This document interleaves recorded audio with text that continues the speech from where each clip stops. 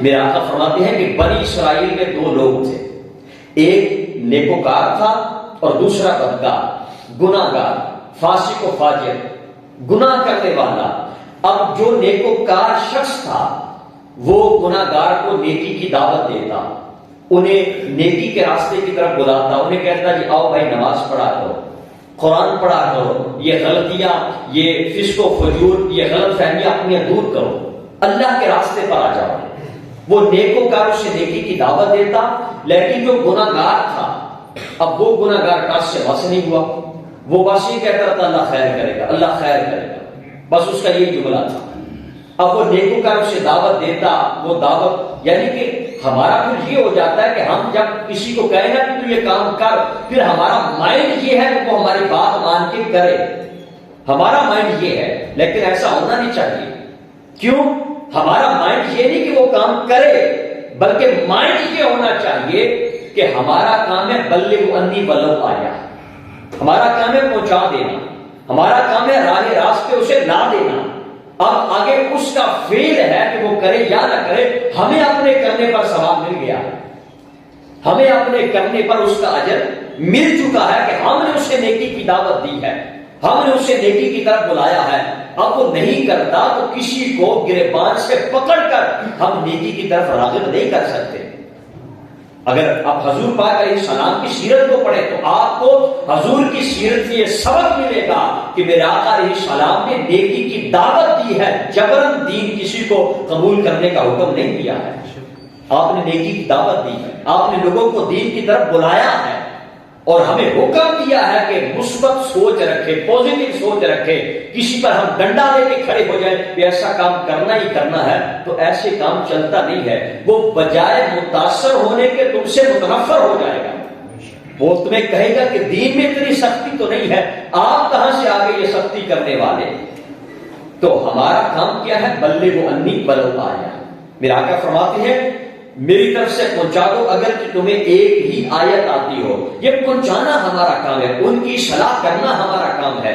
اور پھر اگر ہماری اصلاح پر لوگ راغب نہیں ہوتے تو ہم اپنے گریبان میں جان کر دیکھیں اور رب سے دعا کریں کہ میری زبان میں تاثیر نہیں ہے، میرے عمل میں کہیں کمزوری ہے، میرے بتانے میں کمزوری ہے۔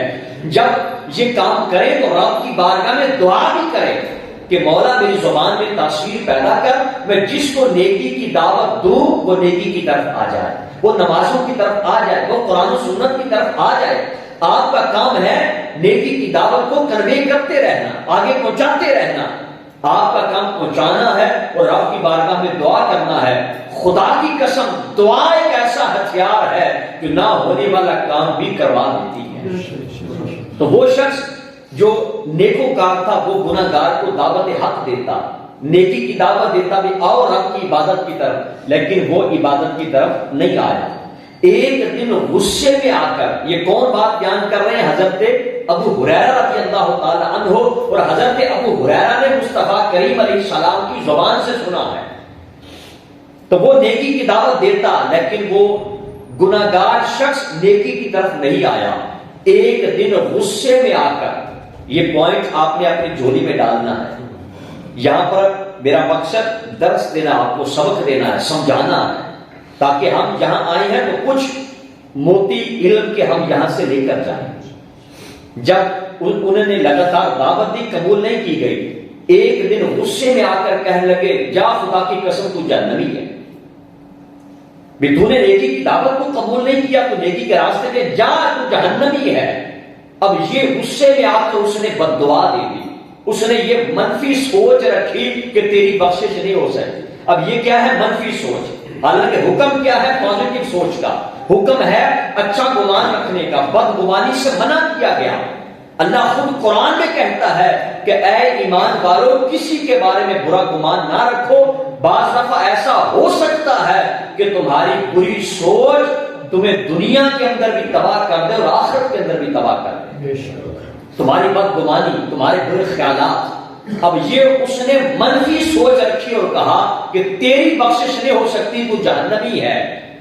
جس کو نیکی کی دعوت دیتا، اللہ پاک نے فرشتے کو، ملک الموت علیہ السلام کو حکم دیا ان دونوں کی روح کو قبض کر لیا جائے۔ اللہ پاک کے حکم سے دونوں کی روح قبض ہو گئے۔ دونوں کی روح قبض ہو کر رب کی بارگاہ میں پیش ہوئی. اللہ پاک نے جو گناہگار تھا جسے نیکی کی دعوت دی جاتی تھی, اللہ پاک نے فرمایا جا تو جنت میں چلا جا. اللہ پاک نے فرمایا جا جنت میں چلا جا.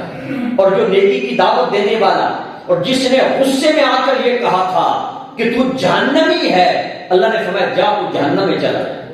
اللہ نے اسے جو نیکوکار تھا, پرہیزگار تھا, قرآن پڑھنے والا, تلاوت کرنے والا, نمازوں کی پابندی کرنے والا, رب نے فرمایا جا جہنم میں چلا جا.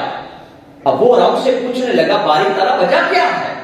فرمایا تجھے وجہ نہیں پتا, تو نے میرے بندے کو میری رحمت سے مایوس کیوں کیا ہے؟